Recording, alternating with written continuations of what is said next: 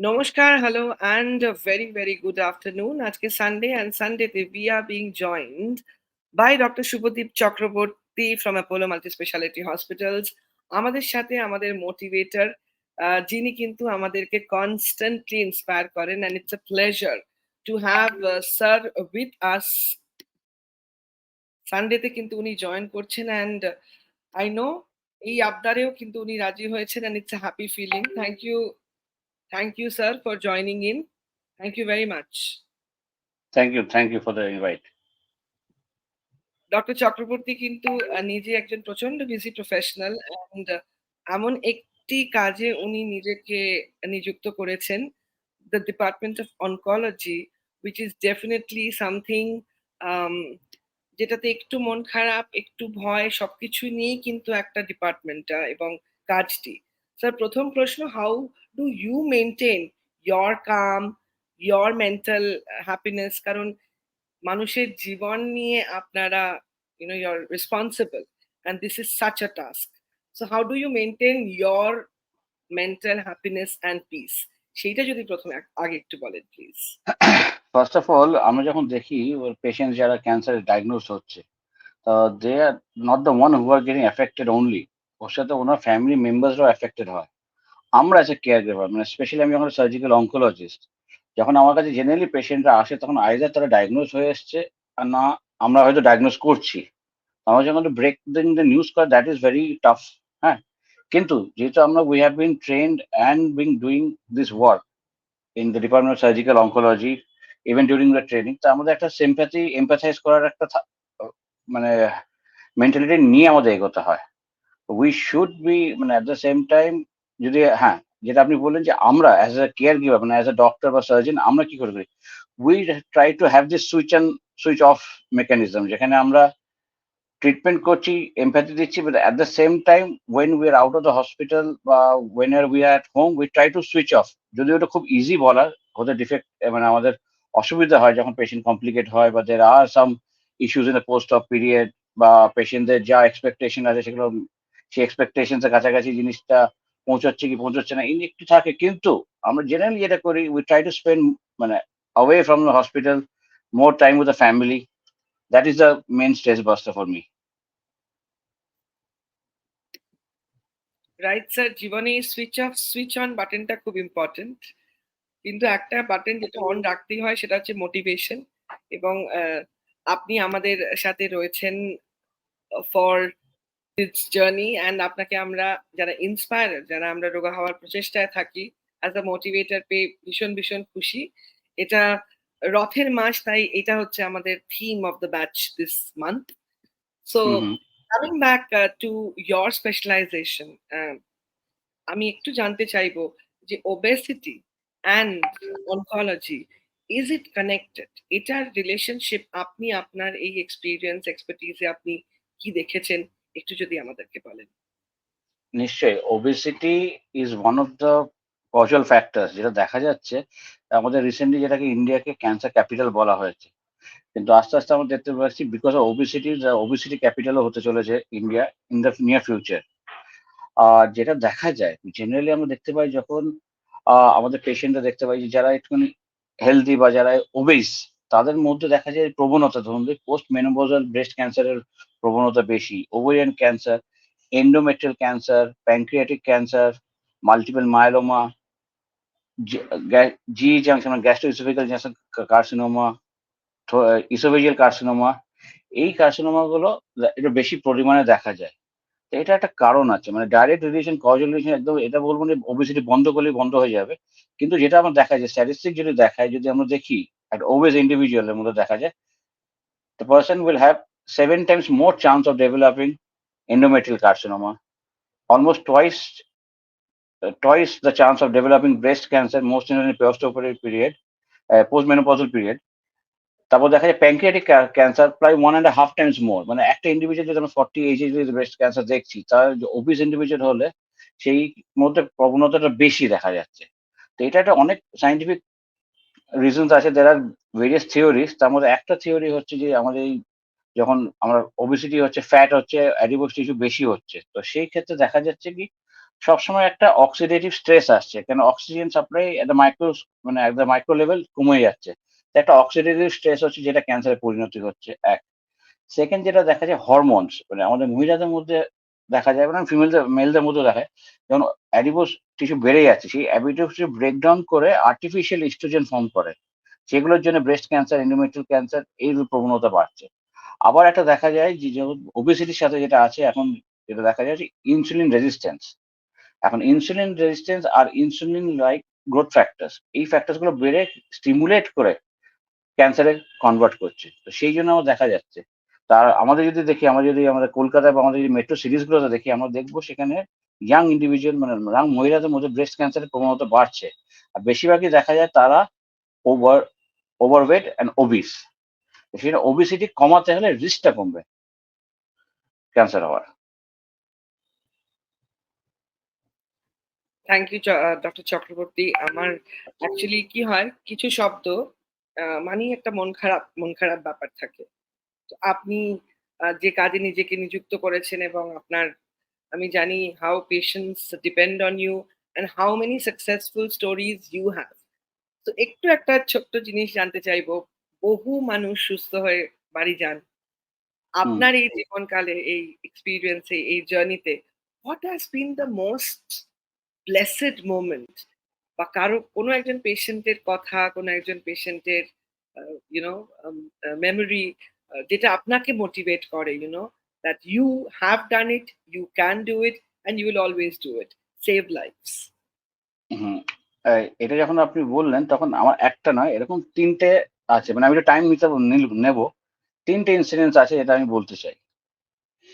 আ এক হচ্ছে, আ আমার একজন পেশেন্ট ছিল, মানে young, 8 years old female child. তার জার্ম সেল টিউমার ওভারি হয়েছিল। তো সেখানে আমরা ফার্টিলিটি প্রিজার্ভিং সার্জারি করি ৮ বছর। আর তখন আমি কলকাতা আসার আগে বর্ধমানে তার সার্জারি করি। এবার সেটা হয়ে তার ট্রিটমেন্ট হয়ে যায়, তারপর লস টু ফলো আপ। তারপর যখন এই অ্যাওয়ারনেস ক্যাম্পেইন এগুলো হয়, তখন আমরা ৪-৫ বছর পর যখন ওই একটা অ্যাসোসিয়েশন আমি অ্যাটেন্ড করতে যাই, তখন গিয়ে দেখি একজন ভদ্রমহিলা আমাদেরকে স্টেয়ার করছেন। মানে আমাদের তাকিয়ে আছেন। আমি তো চিনতে পারছি না কি জিনিস, কেন হচ্ছে। তারপর যখন গেলাম, তখন আমাকে একটা বাচ্চা মেয়েকে নিয়ে, "স্যার চিনতে পারছেন?" আমি বললাম, আহ না, আমি অ্যাকচুয়ালি ভুলেও গেছিলাম যে আমি সার্জারি করেছি অতদিন আগে। বললেন, "স্যার, এই বাচ্চাকে আপনি অপারেশন করেছিলেন, এর এখন পিরিয়ড স্টার্ট হয়েছে। মানে আমরা যেটার জন্য ভেবেছিলাম সার্জারি করলে চিরজীবন পরে পরজীবনে বোধহয় ও মা হতে পারবে না, বা পিরিয়ডস বা ওইসব প্রবলেম হবে, সেইটা কিন্তু ফিরে এসছে। আপনি যে ফার্টিলিটি প্রিজার্ভিং বলেছেন, ওর সেটা আছে। ও এখন ১৩ বছর, ওর এখন পিরিয়ডস হচ্ছে। মানে এর আগের জীবন আপনাদের দান।" এই যে একটা বড় কথা বলেছিল, দ্যাট এফেক্টেড মি আ লট। এক। সেকেন্ড ছিল, গত বছরই একজন ব্রেস্ট ক্যান্সার পেশেন্ট, মানে আনফরচুনেট ছিল ইন দ্য সেন্স কি, উনি ব্রেস্ট ক্যান্সারের ডায়াগনোজ হয়নি আগে। উনি প্রেগনেন্সি চলাকালীন 7th মান্থ অফ প্রেগনেন্সি, যেখানে আমরা কিছু করতে, সেই পিরিয়ডে ওনার ব্রেস্ট ক্যান্সার ধরা পড়ে। তো অ্যাট দ্যাট সেম টাইম আমাকে টিম বানিয়ে, আমার মেডিকেল অঙ্কোলজিস্ট, আমার অঙ্কোলজিস্ট অ্যান্ড আমার রেডিয়েশন অঙ্কোলজিস্টের টিম বানিয়ে, we had to make sure that cancer ট্রিটমেন্টটা যেন চলে, আবার at the same time baby, যেটা আনবর্ন বেবি, সেটাকে এফেক্টেড না হয়। অনেক সময় ক্লিয়ার কাট এটা বলে দেওয়া হয়েছিল, অনেক জায়গায় ডিসকাশন যখন হয় কেসে, তখন বলে যে right to live is for the mother, not for the unborn kid. But then how can you say the kid is unborn when is a life fetus inside? তো আমরা সেইখানে ম্যানেজ করে তার টার্মে প্রেগনেন্সি পুরো কন্টিনিউ করা, তার pregnancy মানে বাচ্চার বেবি ডেলিভারি হওয়ার আগেও ২ টো সাইকেল কেমো দিয়ে তার ডেলিভারি করা হয়। তারপরে তার কমপ্লিট কেমোথেরাপি করা হয়। বাচ্চার মধ্যে কোনো ডিফর্মিটি হয়নি। তারপর তার সার্জারি করা হয়। সে এখন ভালো আছে। তো দিস ওয়াজ ওয়ান, মানে managing 2 lives at the same time. Third যেটা দেখা যাচ্ছে, থার্ড যে কেসটা আছে, that was an 89 year old man. তার কোলনের ক্যান্সার হয়েছিল। তো সেই ক্ষেত্রে মানে এভরি পিপল হ্যাড, মানে এভরি টিম ইন হসপিটাল, মানে ইন ক্যালকাটা হাত তুলে নিয়েছিল, কেন তার কার্ডিয়াক প্রবলেম ছিল, সব ছিল। সেইখানে আমি অ্যাপোলো মাল্টি স্পেশালিটি হসপিটালে বসে, that we are blessed to have the brilliant team of super specialist. আমরা কার্ডিওলজি, নেফ্রোলজি সবাইকে ইনভলভ করে 89 ইয়ার ওল্ড যেনাকে আমরা অপারেট করি। তিনি সুস্থ হয়ে যেতে পারেন, লং অ্যাডমিশন ছিল, কিন্তু তিনি এখন ৯২ বছর হয়ে গেছে। তো দিস থ্রি মানে কেসে যেটা আছে, যে we are trying to and we made change to life. একটা ইয়াং ডটার মানে ইয়াং গার্লের লাইফ চেঞ্জ করা হয়, একটা মাদার আর আনবর্ন চাইল্ডের আমরা করি, আর একটা অক্টাগ্রিয়ান 89-year-old। অসাধারণ স্যার, মানে এরকম এরকম মোমেন্টস গুলোই আমার মনে হয় makes life so beautiful and জীবনে হোপস বাড়ায়। সো যেটা জানতে চাই, যখন হুম, কেউ ক্যান্সারের ওষুধ খাচ্ছে, তারা ট্রিটমেন্টের হুম, মধ্যে দিয়ে যাচ্ছে, হুম, বেসিক কি জিনিস তাদের মাথায় রাখা উচিত in terms of physical fitness, যাতে হুম। সেটার কোনো সমস্যা অধিক না করে ব্যাপারটাকে আর কি। সো একটু হুম, বেসিক আপনি আপনার পেশেন্টদেরকে কি গাইডলাইনস দেন যদি একটু বলেন। দেখো, বেসিক যেটা হচ্ছে কেমোথেরাপি ইজ আ পার্ট, মানে অ্যাডজান্ট টু আমাদের সার্জারি জেনারেলি 90% কেসেস। তো সেখানে দেখা যায় কেমোথেরাপি যখন দেয় তার তার বডি পেশেন্টের ইমিউনিটি লেভেলস কমে যায়। তো সেই ক্ষেত্রে আমরা যেটা প্রথমে বলি, তো have plenty of oral fluids, মানে হাইড্রেশনটা মেনটেন করতে হয়। সেকেন্ড হচ্ছে ডায়েট। যদি স্ট্রং আর হেলদি ডায়েট না হয়, জেনারেলি যেটা হয়, once your diagnose with cancer, একটা পেশেন্টের মনের মধ্যে always a fear of death ঢুকে যায়। সে সাইকোলজিক্যাল এফেক্টেড হয়, that effects in the output, মানে খাওয়ার সাইকেলস এগুলো সব চেঞ্জ হয়ে যায়। এই ক্ষেত্রে শুধু পেশেন্টের না, পেশেন্টের রিলেটিভস, ফ্রেন্ডস, সাপোর্ট যে টিম আছে, সব সাপোর্ট গ্রুপ যারা আছে মানে ফ্যামিলিতে, তাদের রোলটা কিন্তু ভীষণ ইম্পর্টেন্ট। সেইখানে ডায়েটটা মেনটেন করা, কেমোথেরাপি করলে সে কেমোথেরাপির যে সাইড এফেক্ট সেগুলো কি হতে পারে সেগুলোর উপর ওয়াকাবিল হয়ে থাকা, যদি কোনো মানে অ্যাবনর্মালিটি বা কিছু দেখা যায় ইমিডিয়েটলি ডাক্তারের কাছে যাওয়া, এটা ভীষণ ইম্পর্টেন্ট। সেকেন্ড থিং হচ্ছে at the time of chemotherapy যখন ইমিউনিটি কমে যায়, তাদের মানে ইনফেকশন হওয়ার প্রবণতা বেড়ে যায়। তো সেই সময় আমরা জেনারেলি ট্রাই করে অ্যাভয়েড করি বেশি বাইরে ঘোরা বা ঠান্ডা বা ওতে এক্সপোজ যাতে না হয়। আর বাড়িতেও বেশি রিলেটিভস এসে যেন এক্সপোজ না হয়, কেন ইনফেকশনটা খুব তাড়াতাড়ি হয়ে যায়। কারণ একটা কেমো সাইকেলের পর সেকেন্ড কেমো সাইকেলের মধ্যে শরীর খারাপ হয়ে গেলে বা সর্দি কাশি বা যদি পেশেন্ট ইল হয়ে যায়, সেক্ষেত্রে কিন্তু কেমোথেরাপিটা ব্রেক হয়ে যায়। আর এইগুলো যখন একটা সাইকেল থেকে একটা সাইকেল ব্রেক হয়ে যায়, তার যে এফিকেসিটা উইথ টাইম লস্ট হয়ে যায়। তো এটা ভীষণ ইম্পর্টেন্ট। বাড়িতে ধরুন একজন পেশেন্ট, যেটা হয় যে the entire environment of the home changes, সেক্ষেত্রে আপনি আপনার ক্যারিয়ারে how do you counsel the family and how do they stay motivated and inspired? আপনি কি বলেন? দেখুন, the first thing is when একটা পেশেন্ট ডায়াগনোজ হচ্ছে ক্যান্সার নিয়ে, তখন আমরা যেটা করি স্টেজ, মানে তার পেশেন্টের স্টেজটা কোথায়, কোন স্টেজে ক্যান্সার সেটাকে আমরা আইডেন্টিফাই করি। তারপর সেই বেসিস, তার প্যাথোলজি বেসিসে তার প্রগনোসিস কি, মানে what are the outcomes we are expecting. তো সেটা পেশেন্ট রিলেটিভ সবার সাথে এক্সপেক্ট করে এক্সপ্লেন করা হয় first of all thing. Second thing হচ্ছে obviously treatment is financial part, সেই কাউন্সিলিংটা ভীষণ ইম্পর্টেন্ট হয়। কারণ অনেক সময় আমরা দেখতে পাই যে একটা অ্যাডভান্স স্টেজ যেখানে আমরা basically outcomes are very bad, but patients relatives have this abnormal expectation, যেখানে আমরা একদম ঠিক হয়ে যাব, সব মেডিকেশন দেবো, যা খরচা লাগবে ডাক্তারবাবু করুন, করতে করতে হয় কি ফাইন্যান্সিয়াল ব্রেকডাউন হয়ে যায়। সেটাতেও একটা প্রবলেম। তো সেটা তো আমাদের কাউন্সেলিং করতে হয়। সাইকোলজিক্যাল অবভিয়াসলি পেশেন্টের, দেখুন একটা কেয়ার, ধরুন একজন একটা ইয়াং ফিমেলের ব্রেস্ট ক্যান্সার ডায়াগনোস হলো, ইমিডিয়েটলি ব্রেকডাউন তার হয়, তার হাজবেন্ডের, তার মা, সবারই। অ্যাট দ্য সেম টাইম ওই সময় মেন্টাল স্ট্রেংথটা ভীষণ ইম্পর্টেন্ট। সেকেন্ড থিং, শুধু ফ্যামিলি নয়, ইভেন দ্য নেবার্স যারা থাকছে তারাও কিন্তু ইম্পর্টেন্ট রোল প্লে করে। কারণ আমরা সবসময় মনে করি ক্যান্সার হচ্ছে ক্যান্সার রিলেটিভ না, মানে as a society level, as a যিনি আপনি কমপ্লেক্সে থাকছেন। ছোট এক্সাম্পল দিচ্ছি, ধরুন একজন পেশেন্ট কেমোথেরাপি উইকনেস আছে, বাড়িতে অ্যাডমিট আছে বা সার্জারি হয়ে এসছে, এখানে সেই বিল্ডিং এ বা সেই সোসাইটিতে গান বাজনা হচ্ছে, তাদের ডিস্টারবেন্স হয়। তো সেগুলো যদি অ্যাভয়েড করা হয়, that is the only thing.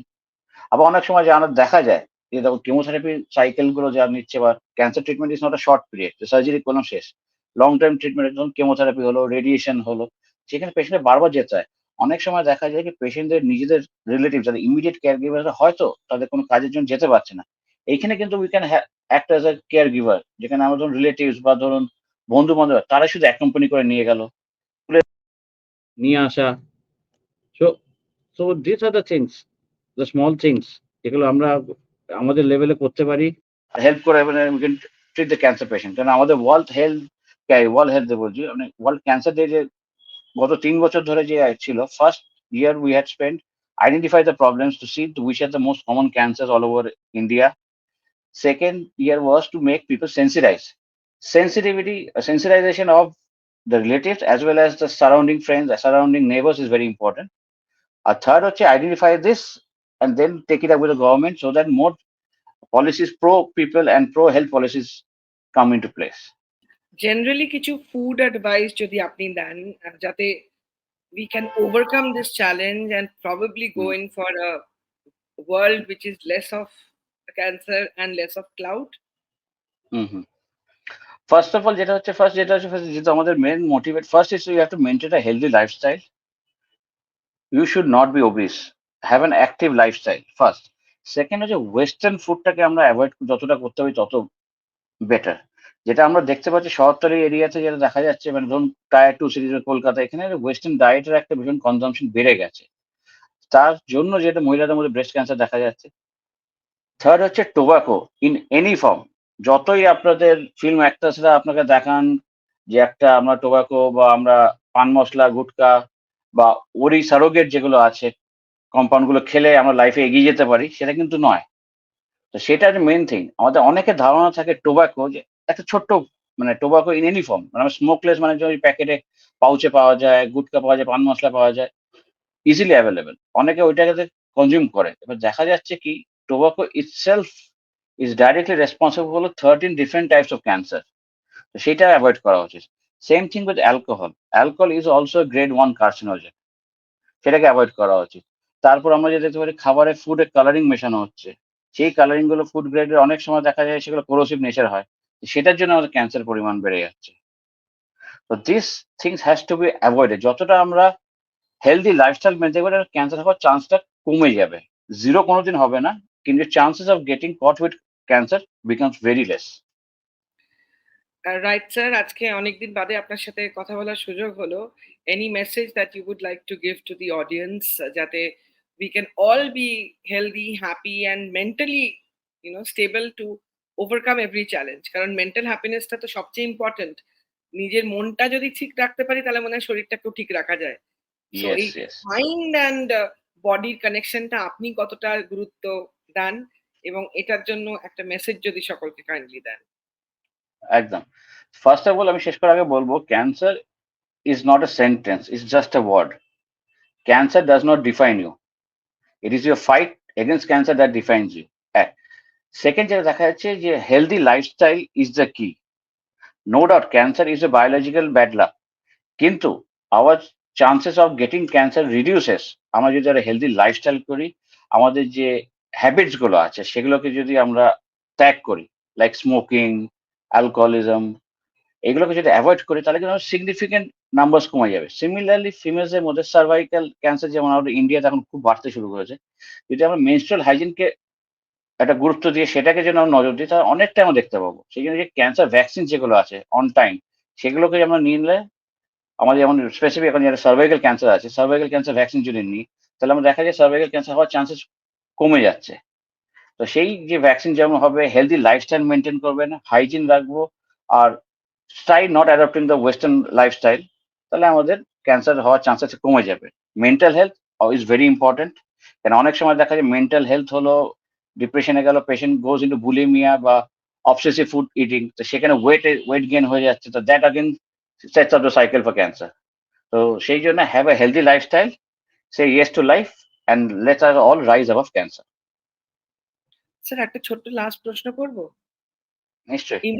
Importance of slip, মানে ঘুম, কারণ এখন এই হাতে ফোন, এত চারিদিকে এত একটা জিনিসপত্র রয়েছে না, রাতের ঘুমটা অনেকের গন্ডগোল হয়ে যাচ্ছে।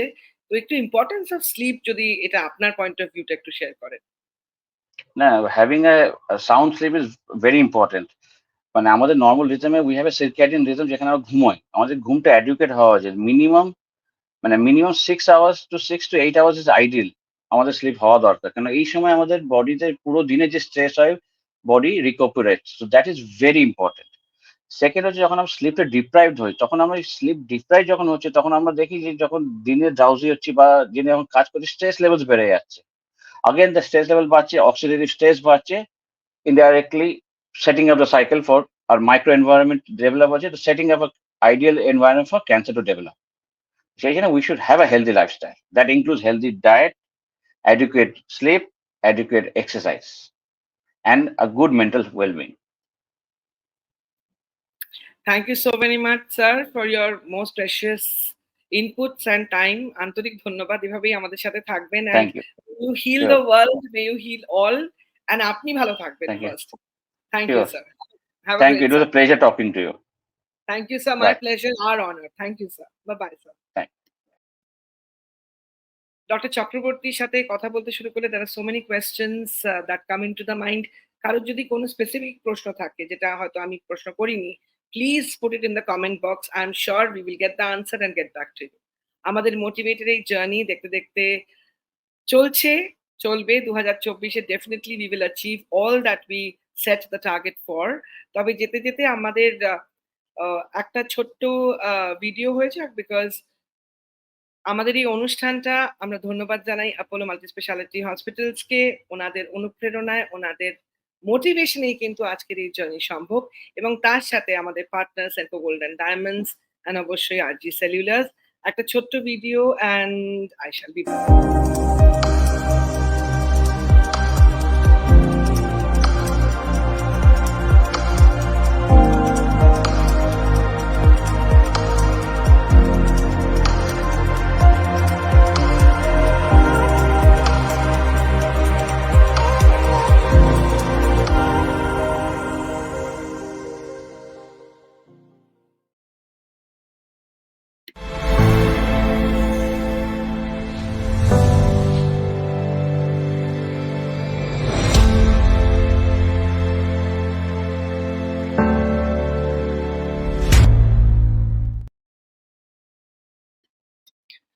With this আজকের এপিসোড করছি শেষ। I hope we can all take care enough to stay happy, healthy and আমরা একসাথে কিন্তু অবশ্যই মোটিভেটেড এই বছরও কিন্তু করব successful. With that ambition and decision, this is another episode of Motivate যেটা হচ্ছে শেষ। আন্তরিক ধন্যবাদ জানাই আরো একবার মাল্টি স্পেশালিটি হসপিটালস অ্যাপোলোকে for being the true motivator. ধন্যবাদ জানাই ডক্টর শুভদীপ চক্রবর্তীকে এবং Senco golden diamonds and RG সেলুলার্সকে। Take care, have a great Sunday.